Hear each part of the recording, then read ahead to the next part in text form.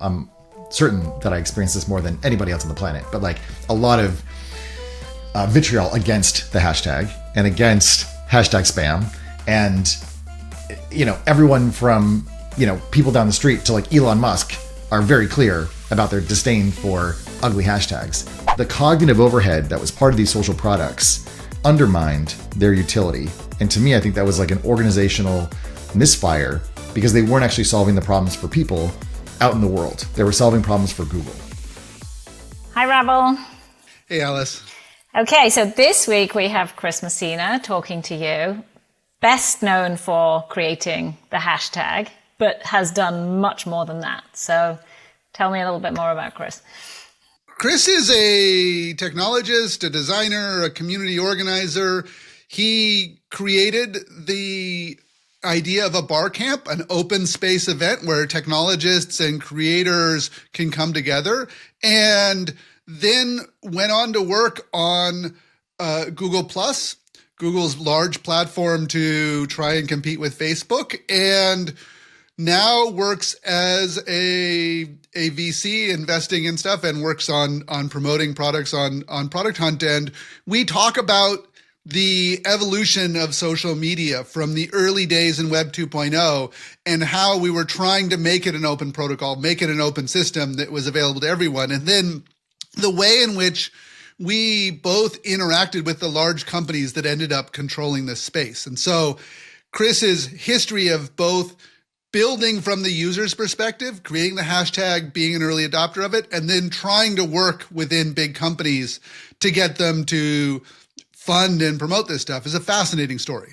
Yeah, definitely. I mean, I remember Google Plus. I dabbled in it. Apple had a go at this too. So it's not been an easy ride for every big company to own community, right? So no, and in fact, that's part of the interesting story is we talk about the way in which Google Plus had such promise and then failed, which is really important to understand the failure stories instead of just working with survivor bias of looking at the ones that were successful. Absolutely.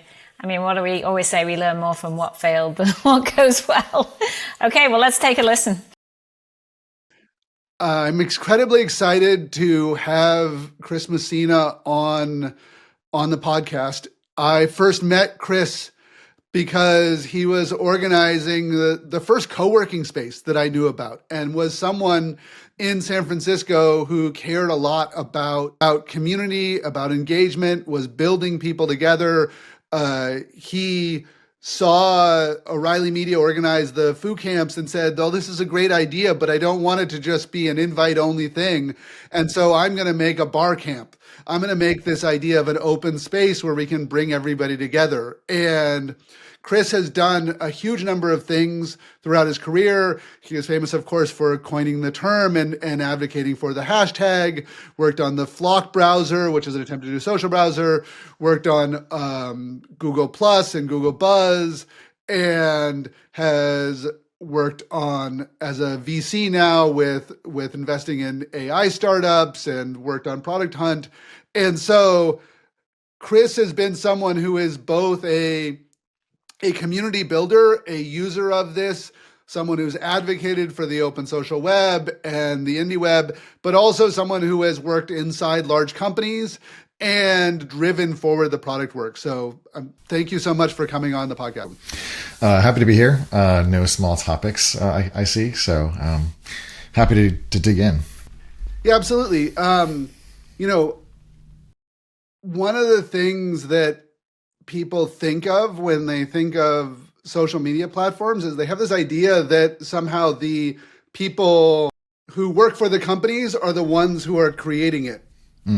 And your story, both as an early power user of Twitter, but also working at Google on Google Buzz and Google Plus and these other things are so interesting. So I'm wondering if you could talk about that, because you had in some ways more shaping of the platforms when you were the power user than when you were the designer of the system. Yeah. So I wonder if you could talk some of that history. That's a fascinating dichotomy to notice. Yeah, to this day, I find that being a a synonym, a citizen of the internet is potentially a very powerful way to control and manipulate these platforms that many people adopt and use. Part of it is because, we can be cranky and obstreperous and, complain and then do so publicly without fear of losing our jobs.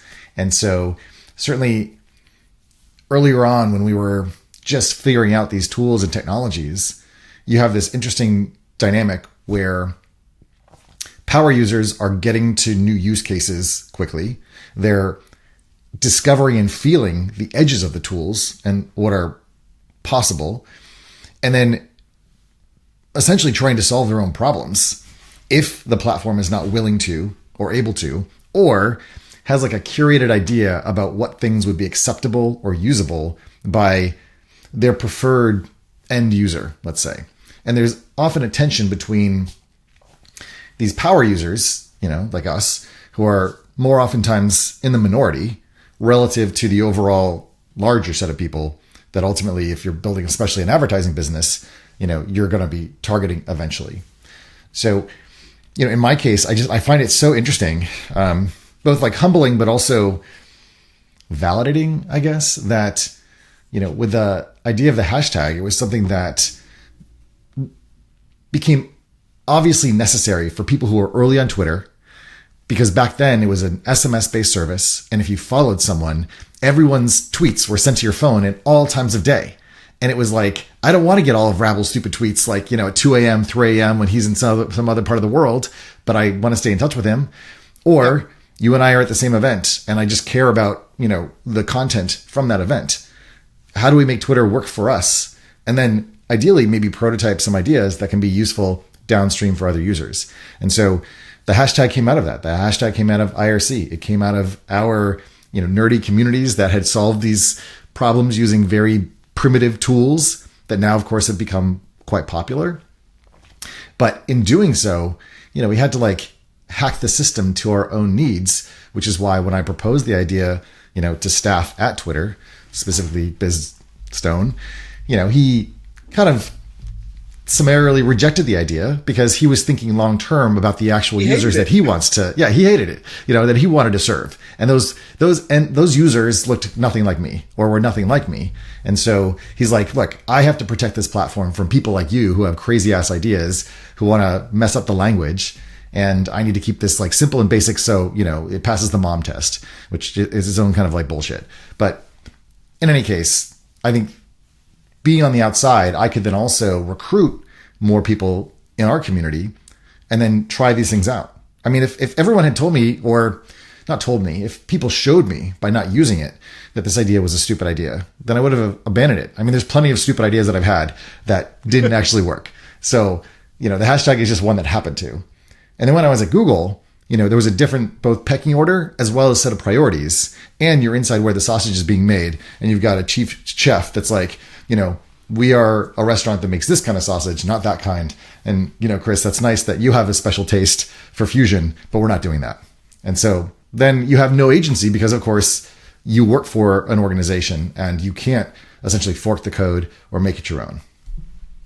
To me, the lessons of Google Plus or Google trying to build the social platform versus Twitter is so fascinating because Twitter's team hated the @ sign, hated the hashtag, hated all of these things. They hated their users for most of Twitter's existence. And, I'm just listening to this new Vine podcast that has come out Oh, in the history of Vine. And the same thing was going on with the Vine team. The Vine team had one idea of what they wanted to do with the world. And the users, millions of them were using it in a totally different way. Totally. But Twitter, unlike Vine and Google Plus, in some ways did finally incorporate all those things and just say, okay, we're going to look at what the users do and we're going to realize that there's a power balance. Yeah. Yeah. But if we didn't talk about what it was like when Google Plus went to launch, and everybody thought Google Plus would be a massive success. And it was beautifully designed and had lots of interesting features and it had all the backing of Google. Yeah. But there was this conflict between the users of Google Plus who wanted to use it in some way and the platform who had a different idea. So I wonder if you could tell a little bit of the story of that, how that played out. Yeah, that's, it's really interesting because since I was on the inside during that time, and again, we were like making the sausages, so it was harder to know what the front of the house was doing and how this, the sausages were being consumed. I'll abandon this metaphor shortly.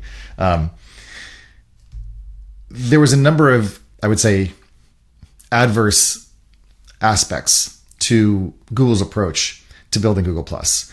I would say that like the number one thing, I think this is something a lot of people don't typically recognize or remember in the narrative or story of Google Plus, is that Google Plus was a platform for Google, first and foremost. I worked on the profile. I designed the profile. I took 43 different representations of a person across 43 different services that Google had, where you could have different names and different profile photos and different privacy settings. And we munged all that together into one place so that all of Google's individual products, Google Books, Google Scholar, Google Plus, Google Buzz before, Gmail, you had like one place where you could go to like configure all those things. And so it was much more about creating a social spine for the company and for all of its successive products that might need identity than to only be a social network. So the second part was about the social place and was about the feed. And very importantly, Google Photos continues to persist to this day, and it's one of the more successful results from the Google Plus project. But I would say that, and I tried to solve this problem with alcohol, but it didn't really work, which was to teach Googlers how to be more social and how to learn to use social products, because there was a great deal of internal resistance to sharing one's life on the internet, because we were still in an era where people were fearful of posting publicly or putting content out there. Many people had been burned by Facebook and the way that it changed its design.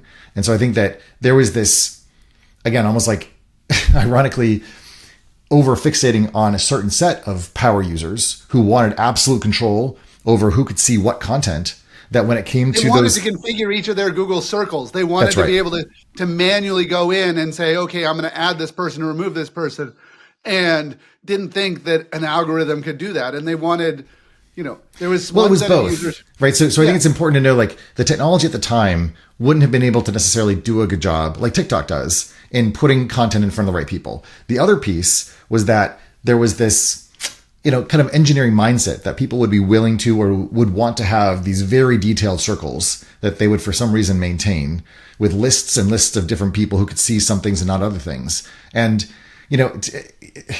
on the one hand, yes, people can use the mom test. I preferred like the drunk test, where, like have some drinks and then try to use your software and see if it works. And if you're out at a bar being social and you want to share the good time that you're having with your friends, you don't want to be like picking and choosing your friends on this list and be like, oh, is like, Johnny still in this list or in this circle, or is like my ex or that ex or whoever it is that I don't want this to see or whatever.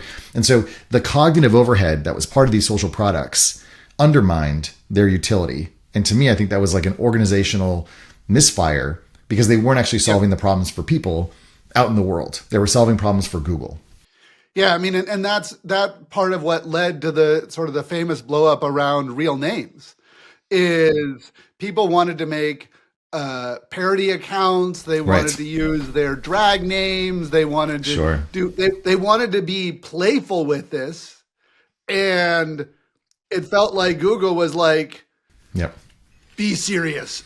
Well, it was a blend and a mix, right? Because on the one hand, you also had a lot of kind of Google libertarian types who are big into open source or of the culture of the internet, where having pseudonyms was a common practice and was something that was to be celebrated and to be retained. But on the other hand, Google had an imperative to take on Facebook, and Facebook had real names because it came out of the university system, where needing to have a pseudonym didn't really make as much sense, because you want to know who that, cute girl or guy is, in your class. And so, you're not going to use a pseudonym to find that person. So you had these two culture classes coming together. And I think that's where, once again, Google kind of erred on the side of trying to go after a platform because it felt threatened from a business model perspective, not because it was listening to what its users wanted. I would say there's another piece of this, which is that, Google did have enormous advantages in the fact that they could roll this out to Gmail and they could roll it out to YouTube. But when it came to YouTube, YouTube was very much a place where identity was a very different type of expression. And so you couldn't use one universal identity for all these different contexts. And yet they wanted to just like barrel through and make it one coherent thing when in fact that's not what people wanted. Yeah, it's funny because, when you think about social media, we don't think about YouTube as being the biggest social media. We think of Google as being a failure at social media because we think of, google.com, and we think of the, Gmail, and then there's like plethora of different chat apps that they've tried to launch and all failed. But, YouTube is very central to what Google is, even though it's a separate brand, and it's the biggest social media platform. I think it also, the conversation that we're, kind of like the meta conversation is, what is the level of maturity or willingness of users of a system to like use complex or sophisticated tools or features to get a better experience? And I think to this day, it's worth considering that, let's say in Google Docs, you actually have quite a lot of control over who can see which document. You can add individual people based on an email address. You can add people from your contacts list. You can add groups. You can add like workspaces. But when you go to YouTube, there's essentially 3 different privacy levels. It's like public, unlisted, or private. And that's the level of privacy that you get over there. So the privacy controls actually need to be quite contextual. And I think Google wanted to have like one universal thing where the complexity was set to max in all places. And that just doesn't make sense. The contextual aspect of it is super interesting. The fact that we're not the same person in different contexts with different people. One thing I've had people ask me about is they're like, okay, well, we have all these protocols. We have these, we have web APIs and we have protocols, and now we have Blue Sky, and we have the Fediverse and Activity Pub, we have Nostr, we have all these things, and they're all about the content. Why don't we have a protocol around identity? And I mean, we and do. And I just go, we have several. We have so many of them, and we got OAuth to let you log in from an app to a server, and then the idea was back in the day with OpenID that this should be something that users control. They should own their identity. The amazing thing is today we see on the big meta platforms or people losing their Twitter accounts, everything else, this idea that you could lose your username. And I wonder if you could tell a little bit of the story of some of the attempts at making identity something you own, because it was part of the Web 2.0 project 20 years ago. Absolutely. Yeah. Just to like run it back a little bit, the way that we did authentication, in other words, is this user coming back to access the stuff that they put there before? And how do we know it's them? Well, you have a public key and you have a private key. Essentially, you have a username and you have a password. And many people would use the same username and password on every different website, and that would be how they would identify themselves to these different places. Now, of course, as that practice became commonplace, it became increasingly insecure as more and more of these different websites became attacked or hacked, and this information leaked out. And so then what was otherwise your secret could then be used and replayed in other contexts. And so that became insecure. So the idea was, let's find a replacement for that, where you could have perhaps, let's call it an identity provider, whether that's Google or Apple or Twitter or even Facebook, where they hold your key credentials and they essentially act to relying parties that say, yes, this is this person and we can vouch for their identity. And so essentially it's this user at this domain, and we can prove that that's true because they did some fancy dance for us. And the dance is something that we know that is them, right? And so that's kind of like where this came from. And over time, it's interesting that you use this phrase like owning your identity, because what I think we were solving for was actually owning your identifier. And your identifier essentially then could be an email address, could be a website address that you could go register from some DNS provider or GoDaddy or whatever. And because you could buy that and then own it as like a kind of property, then that meant that one, no big company like Facebook or Twitter could kick you off, and then two, it relied on the same internet infrastructure that the big companies would use, so that you could never really be kicked off permanently. And so, although those ideas I think are compelling and interesting, what we also found is that, people don't really like to manage these things. The amount of knowledge and self-protection that you need to keep these things secure seemed to be a bit beyond what a lot of people were able or willing to take responsibility for. And I think that's one of the reasons why Big Social really took over, was because people wanted to use these things. They wanted to benefit from it, but they wanted a relationship like they watch TV. They didn't want to start their own TV station just to be able to hang out with their friends. And so I think that the amount of effort that we thought would be necessary to own your identity or your identifier on the internet was sufficient because it would guarantee your freedom. And it turned out that most people just wanted the beer and not the freedom. And the freedom was really hard. Yes. It was and it requires constant vigilance and all this activism. And while I have a lot of, compassion and, I wish this stuff had worked out and that everyone had their own identity and that we were all in this open, decentralized web. I think what I've also learned, again, is people got shit going on, man. They got kids to raise. They got to get to the job. They've got they lost their phone, they dropped it off a cruise boat, and then they lost everything. Well, no, now actually you can just go and you can reset your password, and that's managed as a service that someone else provides. So in terms of, I like to think about these things as what I call complexity balloons, because essentially there's kind of a fixed sum of complexity in a space. And you can squeeze it on one end or you can squeeze it on the other end, and it just moves around. And so there's just you have to still take care of it. It's just a question of who's going to do it and who takes responsibility for it. You can't ever get rid of that complexity. Yeah, it's very similar to the way with cryptocurrencies. You could have something exactly. that entirely, you can be non-custodial. You can have all your own keys and all your own devices That's right. and manage all of your own transactions and everything else. But then you have to be very careful that you don't let anyone know where you live, because someone might show up with a gun and yeah, I mean, it's so great, right? Because in this crypto thing, it's the perfect example of if you in that world where it is your keys and it is your crypto, now you are putting yourself on the map if there is any connection to your real identity in the real world. And now suddenly that vulnerability that you used to be able to outsource to other parties to take care of this stuff and have secure facilities and, to always have their computers patched or whatever, now suddenly becomes a vulnerability for you. Now, yes, there's a great deal of freedom in that. And, I love the peer-to-peer architecture.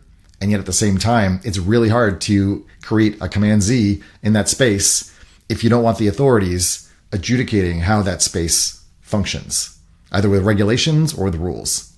Yeah, and we see it today with Blue Sky implementing a system of usernames that's based on domain names. Yeah. Now there's DIDs and some stuff underneath it, but you can go to bsky.social and you get your Blue Sky username, and it's very easy to move it off to your own domain name and have it be something you control. And if you're on the Blue Sky one, the Turkish government can come and give an order to the Blue Sky company and say, block that name. And it doesn't actually block the user's content, because now we have a protocol for that. But if you haven't moved your name off of the domain name that Blue Sky owns to your own, then you can't be found. Yeah. That's right. And almost no one does it. I went through and I look at every time I get new followers and everything else, and I actually automatically follow back everyone who has moved to their own domain name. Smart. Because they have gone through a level of verification, basically. Verification. Yeah. Yeah. It's so funny because there's so much spam out there, and what you're describing is pretty straightforward. I mean, you have to be a little bit technical, or at least know how to buy a domain. But then if you do that and you set it up, I would think this would be a spammer's, dream come true for them to do it. And yet they still don't. And so to your point, where it's people complain about bots, they complain about spam. They don't like these social spaces being overrun by artificial creatures. This that you're describing is one way to fight back against it. And yet even this minimum step is something that so few people will take. Now, maybe it's ignorance. Maybe it's just, it's not explained well. Maybe it is too hard. There's any number of explanations. But I also, to your point, we've been working on this for tens of years, and very few of these solutions ultimately seem to get adopted in a mainstream, kind of way. And I just don't know how to think about that. Yeah, it's a very hard contradiction, because it's not like we don't have the ability to solve these problems, or that we didn't understand the problems when we created the system. I know. The thing is, again, this is what I'm saying. It's like this complexity balloon where it's like, okay, let's solve for this. Let's solve for this. Let's solve for this. And we like have a great set of stack of solutions for things.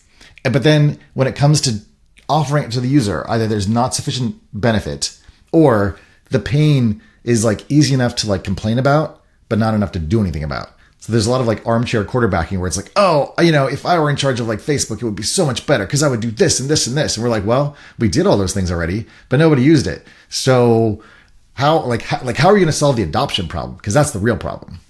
Yeah, absolutely. Facebook did this study where they did A/B testing, Right. and people opted in, and a certain percentage of the users got a chronological feed, which everyone says, I hate the algorithm. I want the chronological feed. And what happened when they gave the people, the cohort that got the chronological feed, is those people spent less time on that feed because it was less tuned to their engagement. Yeah, their engagement went down. It turns out that like the exact same amount of time that they were going to do on that on other platforms that gave them an algorithmic feed. I mean, it turns out that like, if you were to walk down like the street in New York, like you don't want to jump into every conversation that's happening. Like there's only a subset of those that are probably going to be at all interesting to you. Obviously, if you know the person, that helps a great deal. But even then, like a bunch of your friends' conversations are going to be boring as mud, to you. And so that the whole point about these algorithms isn't necessarily to like, yes, there's an advertising aspect to it, but it's to show you the things that are most likely to be interesting or engaging to you. And that is actually aligned with like these companies' business models. Now, maybe that feels manipulative, or maybe that feels like, I just want to see everything. Now, that is also sort of a superpower user's kind of context. And then that creates this race condition where the more that your friends post, unless they're quite disciplined, again, you're going back to like the hashtag problem where there's just like too much stuff and not all of it is going to be that meaningful or valuable. So you're ultimately going to miss some things that are really valuable. And the question is, do you feel that that is like an actual miss and a problem? Or would you prefer to have seen, 30% of the content that is available to you, but only 10% of that, which is relevant? And I don't know that people fully sort of think through the consequences of what they say that they would prefer. The issue with the algorithms is like, what is it optimizing for? Sure. True. Initially we had this chronological feed, you would choose who you followed. And then we had a bunch of sort of for you type algorithms that did sort of optimization for it. And then the platforms discovered that advertising is incredibly valuable. And initially the advertising was just creators putting stuff in their own feed. I used to like tweet out stuff that was like, even if it wasn't sponsored, even if I wasn't paid for it, everything was a bid for attention. You're putting out some clever observation and it's a bid like to see my cleverness. Or sometimes maybe there is a commercial thing where it's like, oh, I'm like selling this thing, or, oh, I've got this event that I'm organizing. Do you want to come to it? And so then it just became, well, for people that have not been curating an audience for some time, how do they buy access into becoming visible or into that attention stream? And so we sort of we were led into a path by what works into a business model that is around advertising, because we had coalesced around this sort of model of this attention matters a lot and everything else. And then all of a sudden the algorithms got better. Mm-hmm. And then you're okay with some of the ads in there because they're really incredibly well targeted. They are also, the line between advertising and content becomes blurry. And that in some way works, and it makes so much money mm-hmm. that then you lose track of some of the original stuff. You lose track of, hey, where is the community I was trying to connect to? Where is the things? Your work on hashtags mm-hmm. was about finding a conversation about everybody going to the same event, everybody going to the same BarCamp. That's exactly right. Mm-hmm.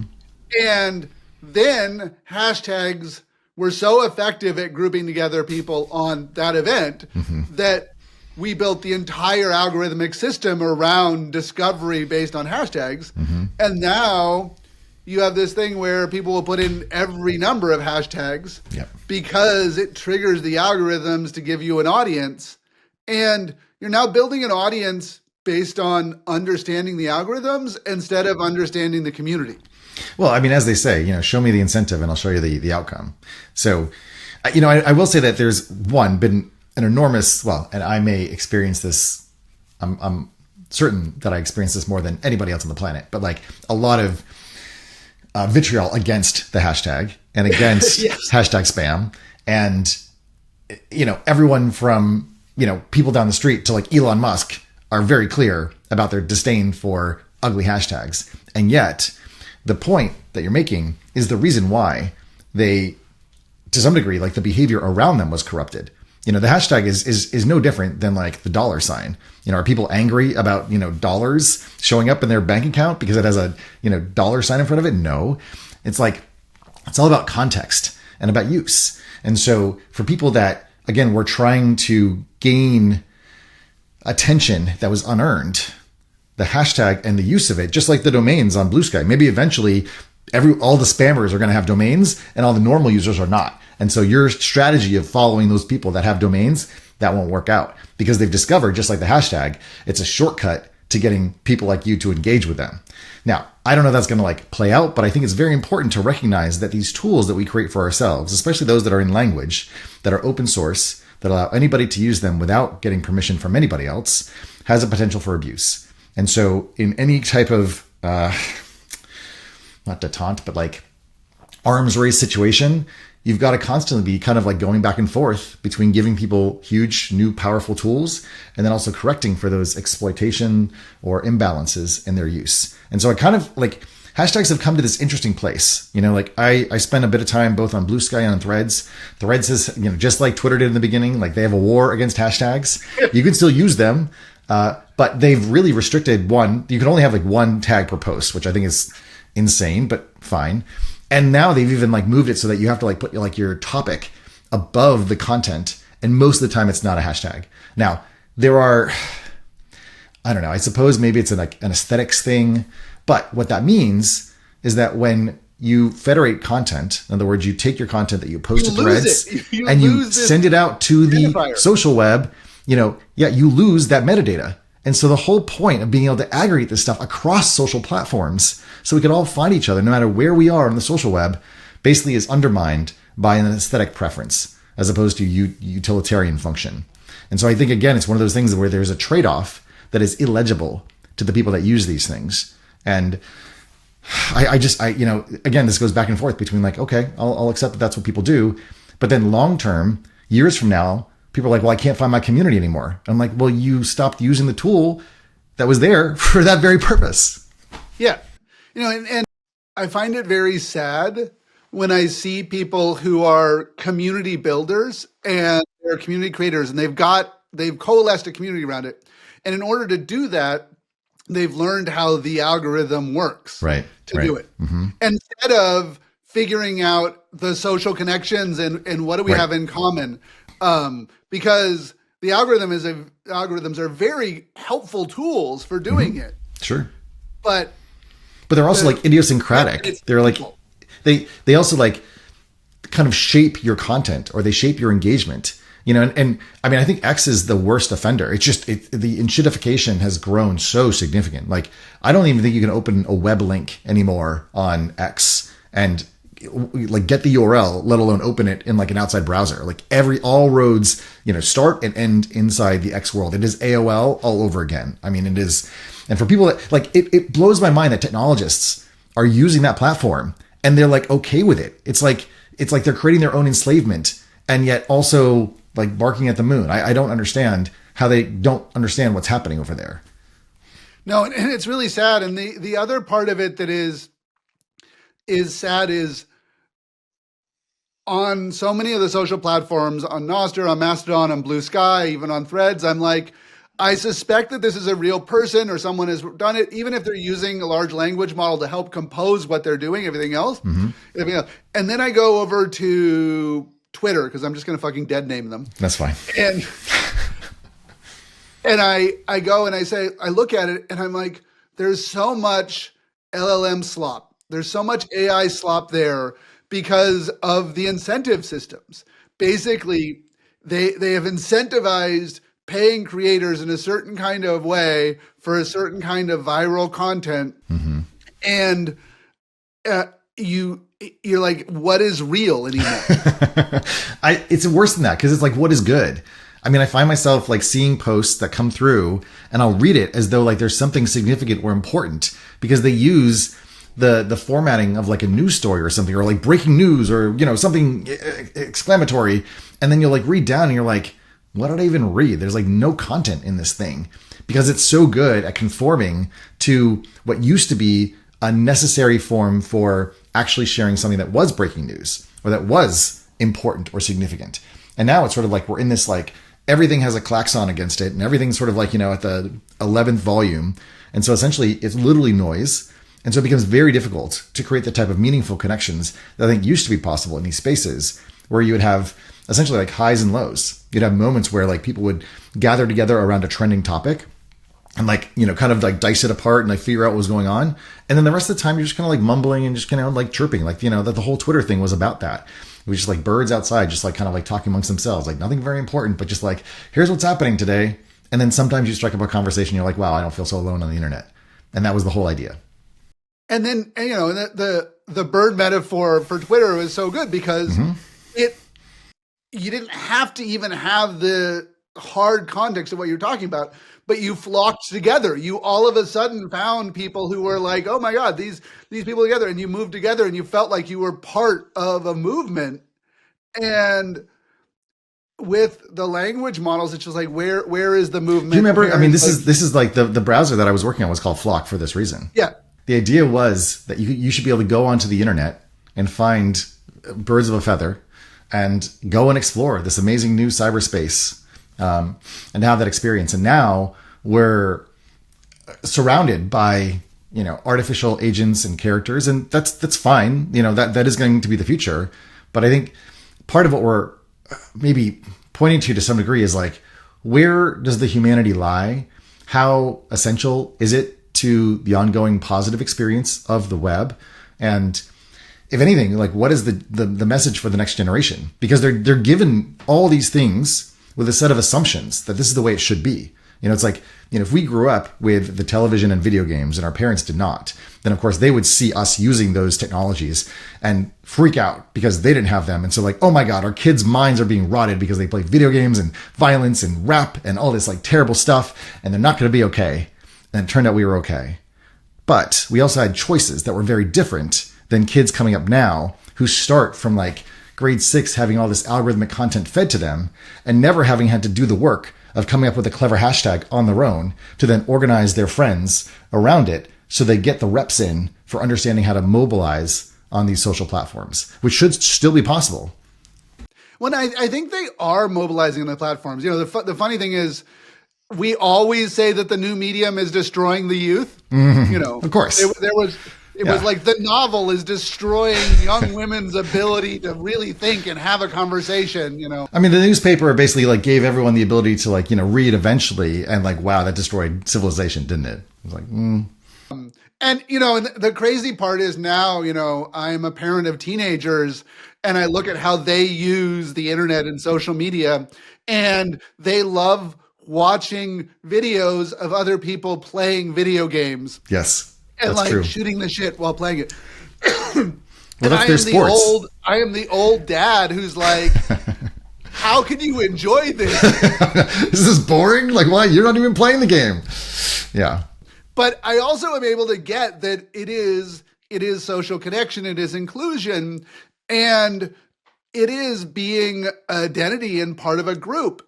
And one thing we talk about when we talk about social media, we think about the big social media. We think about Instagram and Twitter and Blue Sky and Mastodon and Threads and Facebook. But we're also seeing this massive trend towards groups. Like we had, of course, Facebook groups, which is massive, and we have all these massive Slack things, we had now mailing lists. Those groups were the groups that came first. and IRC rooms and everything else. That's right. I'm wondering if you could sort of talk about from your perspective as sort of one of the foundational Web 2.0 community builders. You organize these bar camps all over the world and said, hey, we'll just get together and we're not going to have people on stage and we're just going to come up with the agenda ourselves and we're just going to have conversations and meet people. What do you think about this era of the new, the Discord servers and the WhatsApp and the Signal groups and yeah, what do you think of that? And how do we get beyond just the chat rooms? Because right now we have lots of chat, but we don't have the other kinds of social media that fit in those groups. It's a super interesting question. What comes to mind is that when we were starting out BarCamp and co-working spaces, this is 2005, 2006. So the total number of people on the internet and and a subset of that, which was like the social web, was relatively small. And it was really just about finding each other. I mean, the reason why BarCamp was so incredible, at least, for me as a co-organizer, was because we'd been interacting with these people largely pseudonymously on the internet and in IRC and other places. And it was exhilarating and also felt very lonely because you're like, who are these people? And so it gave us an opportunity to sort of come out into the, sunlight and be like, oh, we've been in this bunker all this time, amongst ourselves. And now we can see face to face who these people are. And that allowed us to find each other. And as you were pointing out with the Discord servers, make a type of connection that I think the digital media didn't afford previously. Now, fast forward 20 years and, the 20th anniversary of BarCamp is going to be in August. So the fact that there's so much more density and so much media literacy and adoption of these tools, and that so many people now have phones on them all the time. It's can you find a community or a space to be in where you feel connected, you feel seen, you feel like you can participate and have a good time? I'm seeing pockets of that happen, sort of like an emergent phenomenon. Sometimes it happens around musicians. Sometimes it happens around games. Obviously, it happens around sports to some degree, and that's much more of a public free-for-all kind of situation. The thing that is most confounding to me about this moment, about the group chat situation, is the loss of coherence between anybody, really. I mean, you go out in the world, and I find it quite, not stimulating, the opposite, intimidating to start up a conversation with anybody because I don't know what they see online. And I might just launch into some conversation about something, assuming that they know what I'm talking about, but they're not in the same group chat. So they don't have the context and we don't have the same values because we've both been in different spaces where those values are being cultivated. And it's not even legible to us because it's all consuming. And so we assume everyone has similar values to us when in fact you got to put something out there and then you get a bunch of reactions that's read the room, bro. And I'm like, which room? What are you talking about? So I think there's a question as to how we make these spaces that we exist in a little bit more legible, such that, I don't know, maybe, if I think about doing a BarCamp in August, and maybe it's present on these spaces that you're in. What are the things that you've learned, or what are the values? And do you want to do a membership drive or something where, you speak to getting more participants involved? Because these spaces feel like invisible pubs. They feel like places like watering holes where people go to find and make their community. But then if you don't know that they exist, then it's very hard to know, are you connected or are you not? And what are the rooms that you should be in that you're otherwise not? And so I think that's an issue around whether it's the privacy or secrecy or just inaccessibility of these spaces, such that many people end up getting left out who probably shouldn't be. Yeah, when the sort of the first wave of Web 2.0 companies came along, we made it public by default. Yes, that's right. We made it very easy for people to join and get engaged in there. And then it became a global zeitgeist. And then it became incredibly contested. Yeah. Well, I mean, these spaces became a type of real estate. And all the power struggles that exist in the real world have translated into those spaces. And so you have moderators and you have community admins who wield significant power. I mean, whether it's Meta or Facebook or, X or whatever that's controlling your core account on these platforms within these private spaces. I mean, like in subreddits and in Discord servers, you have all these small little fiefdoms of power play going on constantly.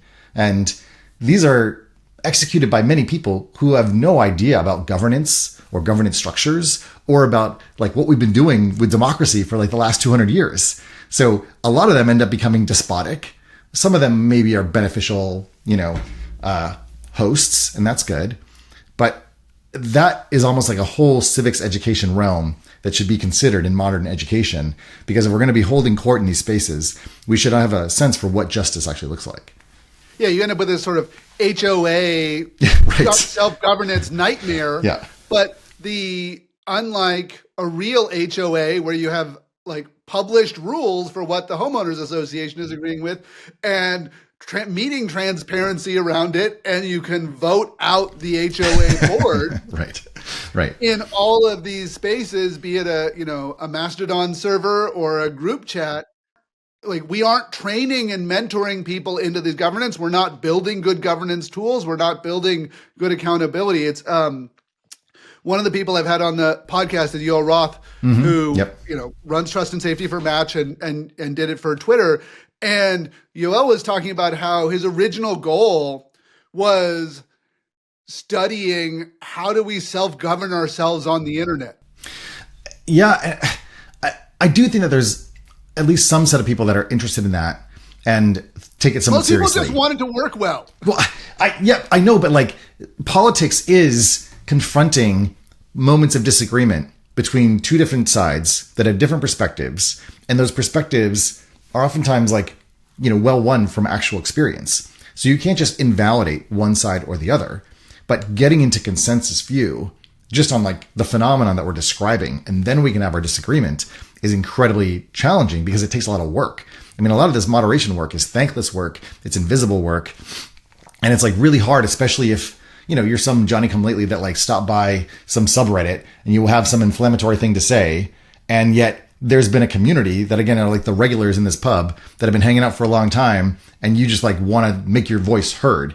And now that becomes like a conflict moment because you didn't stop to read the room. Now, maybe you don't have to read the room, but we don't necessarily make it easy to read the room. That's also true. That's right. And we've done experiments, right? I mean, like even like Twitter before did have these little pop-ups. And I don't know if Instagram still has them, but like if you're going to say something incendiary, or I think the Instagram language, something along the lines of people who post comments like this tend to get reported or something. It's sort of like, here's the social consequence of behaving in this way. And we're going to give you a preview. And you can go ahead and post it anyways if you want to be a jackass, but like, we're going to let you know that this is not really above board. And so like, there are those little like moments and speed bumps. I don't know what degree they've been overall effective. I was interviewing a Lebanese guy who runs a bunch of Telegram groups in Lebanon. And they're folks he's a pharmacist, and they're folks who are interested in cryptocurrency in Lebanon and everything else. And he was saying that in order to make his community work, he had all of these bots. And the most effective bot was the more frequently you post, the longer it prevents you from doing the next post. Yeah. So it was like, it was this cool down tool. And to me, I was like, oh, we think of Telegram as this completely unmoderated, like, fuck the police, we're not going to everything else. But what they actually have is a set of tools that enable the mods to do work for that community that some of the more public platforms don't have. Yeah, I mean, I think like there's a number of these ways to inhibit some of these adverse behaviors, especially as you said, when things get heated. You do need a way to like slow it down and like bring a little bit of like, moderation and co-moderation, into it. And technologically, especially if you are at any kind of scale, you have to rely on these tools. And whether it's an algorithm that sort of mutes out people, or kind of allows, like lately I've been involved in the Sleep Token, which is a rock band, like subreddits. And when their album dropped, they essentially would kind of allow you to have like one post every 24 hours because they really needed to like meter the amount of participation in these spaces. And so we have analogs, I mean, the way in which they are adding, tolls to like London or like places like that to like get into the city. Like once you get congestion at a certain level, absolutely. Correct. And so I do see that these places are becoming more sophisticated and they're becoming more complex. So they're not like they were back in the day. I mean, you remember like when we organized BarCamp, we had an open wiki, like world writable. Yeah, anybody can contribute. Go and edit it. Yeah. But as these structures became more complex, we've had to add more and more functionality to address very complex and very sophisticated human behavior, which sometimes is really productive and innovative. And sometimes it's obviously very antisocial. And as we construct value around things, then there becomes an economic value in spamming the wiki. The goal was to construct something of value. And when there was nothing of value there, then we didn't have to protect it. That's right. One of the things that I really liked you mentioning was the thinking about the economic incentives. And when we think about the social labor of moderation, we have a bunch of large social media platforms that have a trust and safety team that is fairly well paid for and established. And obviously, they're stressed out and there's lots of mental health issues and they don't do a great job all the time. But it is a well-funded operation on the scale of things.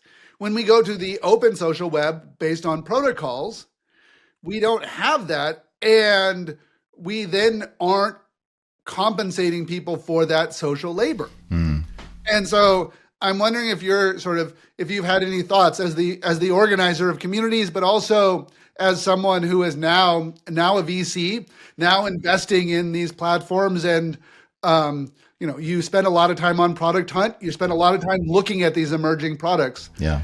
How do we solve the economic incentives for this social labor?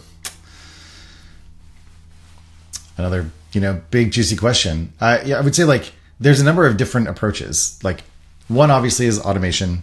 AI can help to some degree. And obviously, Meta is going in that direction. And so that's maybe a freebie. On the other hand, when you're talking about the protocols of the social web, like that's a lot more of like a highway system for moving data around. And I do think that the AT proto like approach where essentially the data is kind of all out there, like it's on the web. And then you essentially have a set of views, and the views can therefore determine what content to ignore or to boost or to hide or to filter. And that could be done at the individual level. That kind of socializes the labor that may be necessary. So when you're talking about this, there's a number of different contexts, perhaps that are shared contexts. And those maybe go back to like the groups, the social groups that we're talking about, or these are the public places. And, there's a lot of infrastructure now for people to report content, to be quite specific and granular about the type of abuse that they're seeing.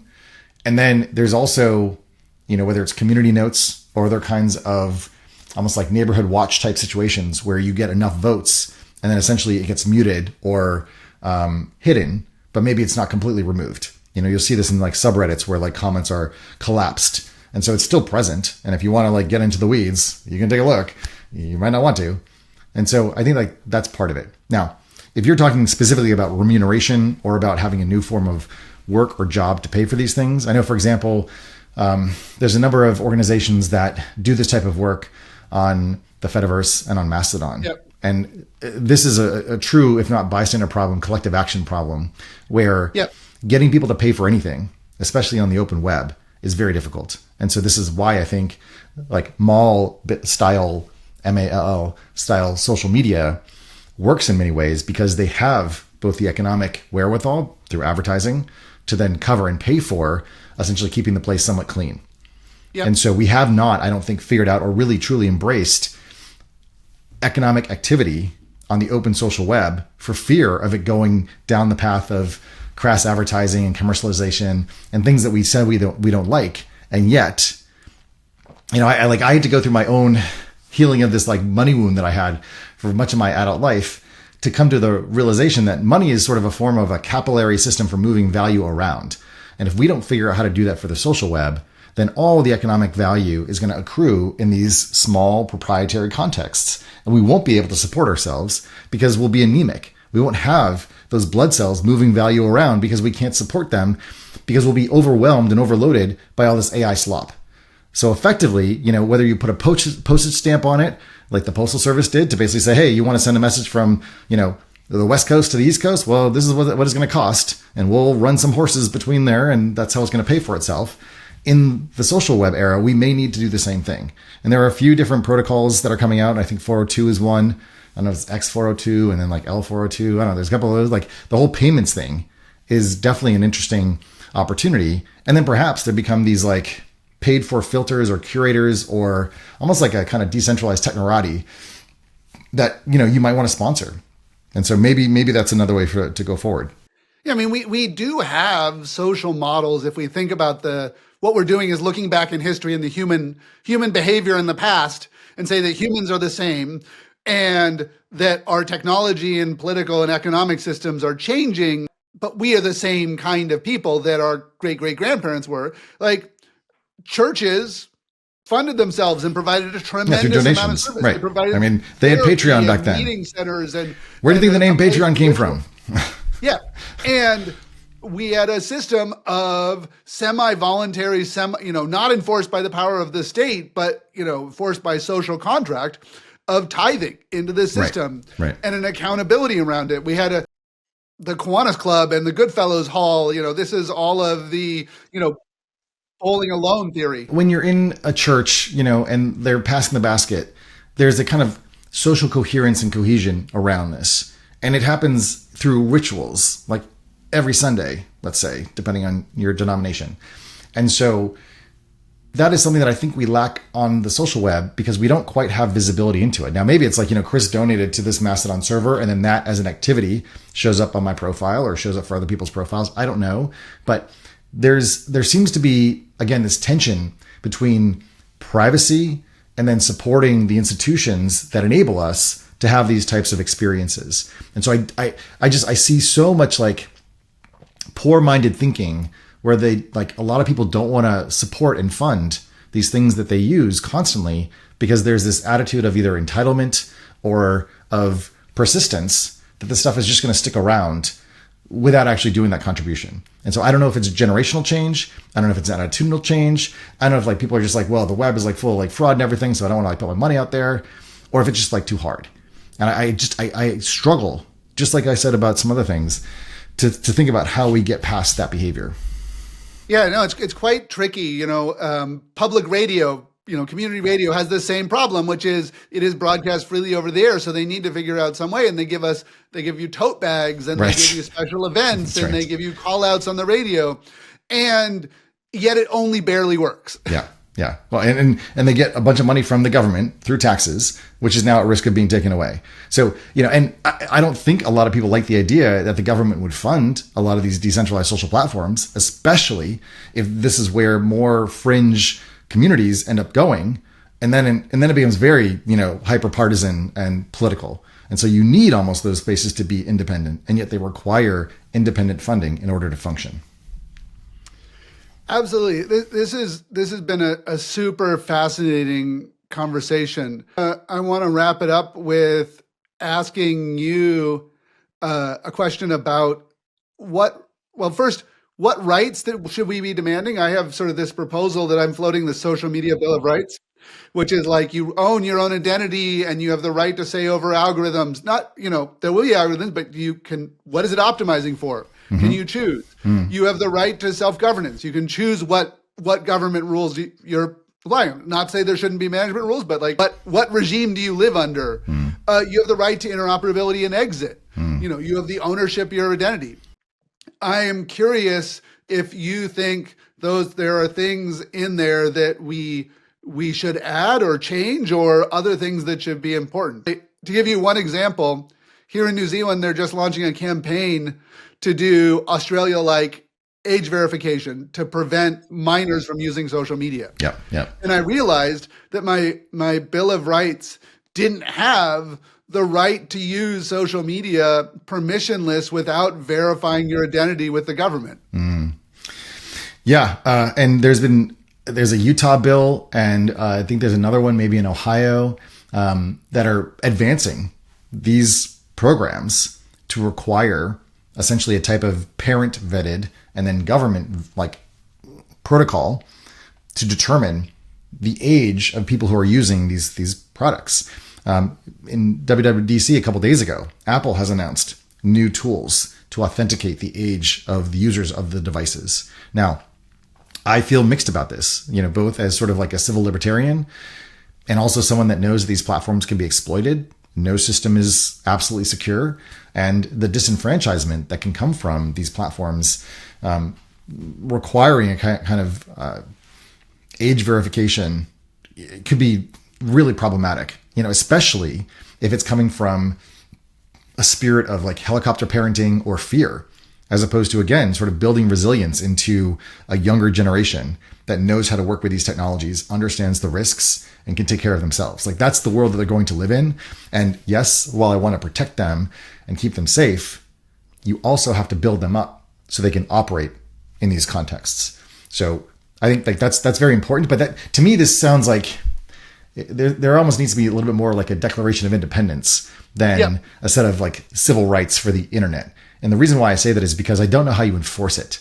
It becomes very difficult unless these are kind of like inalienable rights of a digital citizen, that there's different cultural values and norms. In Europe, they may much more trust the government to do authentication, whereas in the US, we may prefer corporations, because of our histories. So I don't know that there's a one size fits all across all things. I mean, even now we're seeing that there's a bit of a splinter net, like actually becoming more real, where the big companies are personalizing or customizing their rule sets and what users can see or not see based on what the local governments prefer. And that is kind of against what we were trying to do of the project of the web. So that will repeat. And I guess I would be thinking at that kind of like level where it's more about raising awareness and visibility for people of what should be possible on the web, while also encouraging like self-responsibility and self-possession and ownership. And so I like the idea about, interoperability. I like the idea of like maybe owning your identifier, perhaps, maybe less your identity. Maybe that comes second. I like the idea of being able to affiliate with anybody that you prefer or choose. And I like the idea of being able to publish freely and openly to the social web. I would love for you to talk a little bit about where you think things are going. You do spend a lot of time thinking about the social web. You think a lot of time thinking about communities, working with these open social protocols, the indie web stuff, and you're a big user of this, and you're, a podcaster, and you're focused on emerging products and LLMs. I feel like we're in a moment of transition. Social media felt very locked down for a lot of years, maybe a decade of like, there are a few big platforms. You can't really, without a lot of money, build something new. Yeah. We can be users of it, but we're not changing it. And it feels like we have a moment, like with the adoption of JSON and REST and Ruby on Rails 20 years ago, where, okay, the technology has changed and it's opened things up. Where do you think things are going? My greatest fear and concern, to be quite honest, is that both the narrative and the trajectory of the open social web essentially gets curtailed through either neglect or forgetfulness. Essentially, another generation comes up and they treat social media like television, and they assume that there's just going to be big companies that run it. And the whole value prop around what we were building to create permissionless spaces that anybody could publish to, that was the sort of value of Web 2.0. And the commercialization that came with it, fine, that's somewhat separate. Then the goal of having freedom to be able to like have your own digital outpost that anybody can connect to, and to be able to share your perspective and then get discovered and grow over time. I like some of the things that Blue Sky has done. I would like to see more decentralization and more servers stood up. Maybe that'll happen. I like that they essentially treat, we talked about owning your identity, where essentially you almost have like a tarball of all of your content or a zip file, and you sign it with your own key. And if you want to move from the Blue Sky service off to someone else's service, you can do that. Like data portability, that dream is still alive. Maybe it's on life support, barely, but you can at least get to something like that with Blue Sky. Mastodon, meanwhile, has done a pretty good job of creating these servers, just like Discord servers, where you can go, you can set up a little community, you can have a good time. But you can't really take your identity with you as easily as you can on Blue Sky. So we have these two models that are actually quite compelling and quite good relative to where we were in the early days of DeSo, which was a decentralized social networking kind of initiative based on WordPress. And I hope that there is a number of young people that see these things and get involved. Because, as I was mentioning, my fear is around forgetting what we were doing and why we were doing this. And technology seems to operate on 20-year epochs, and we're coming up on the end of one, and we're about to start another one.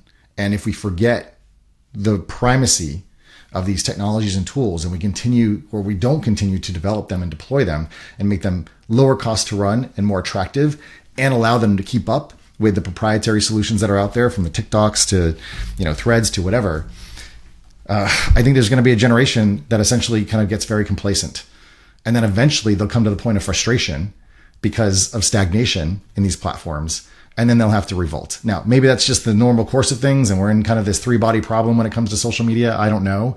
But that's kind of maybe, what I would say about the technology piece when it comes to decentralizing social networks. The other piece is that increasingly we're going to be having synthetic relationships and experiencing artificial intimacy.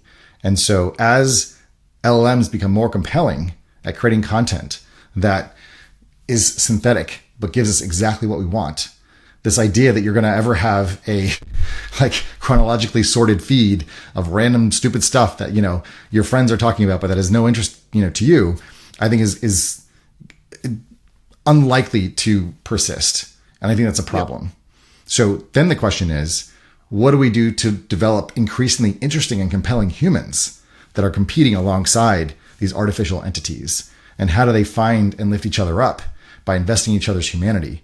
And, one of the things that I've been noticing, and I don't know how I feel about this, but there was a recent podcast about the World ID, which is from Sam Altman invested in it. And essentially it's the Iris-based identity platform. And there's a bunch of pretty good crypto designs and architectures. And it seems to me that in a world where we can have an infinite number of artificial agents and synthetic characters, we will want to be able to have some sense for the likelihood. Is the rabble that I'm talking to here 92% likely to be human or 35%? And how many validations or verifications can he deliver? Almost like, soldiers or, generals with all their badges.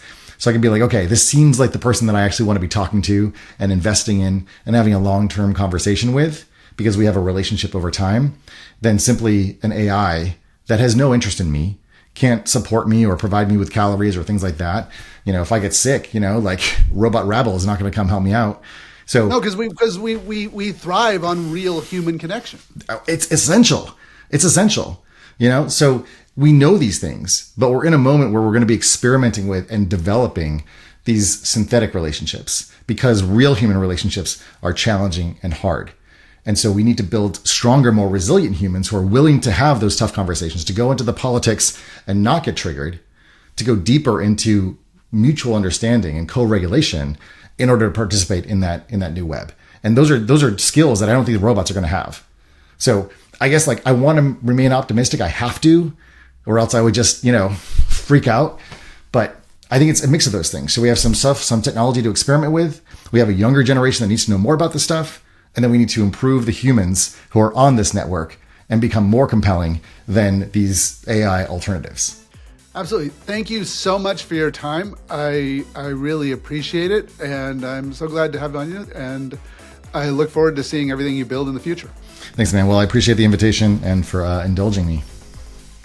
Thanks again to Chris Messina for coming on revolution.social. Our intro and outro music is a remix of the Italian anti-fascist song Bella Ciao, courtesy of White Records. This episode was edited and produced by Eric Johnson from lightningpod.fm. Our executive producer is me, Alice Chan, from Flock Marketing. To learn more about the Social Media Bill of Rights and sign up for our email newsletter, visit revolution.social. And for many more interviews like this one, follow revolution.social on Apple Podcasts, Spotify, YouTube, Nosters, Fountain.fm, or wherever you get your podcasts. And to paraphrase the Zapatistas Subcomandante Marcos, we need a social media revolution to make revolution possible. We'll be back next week. See you then.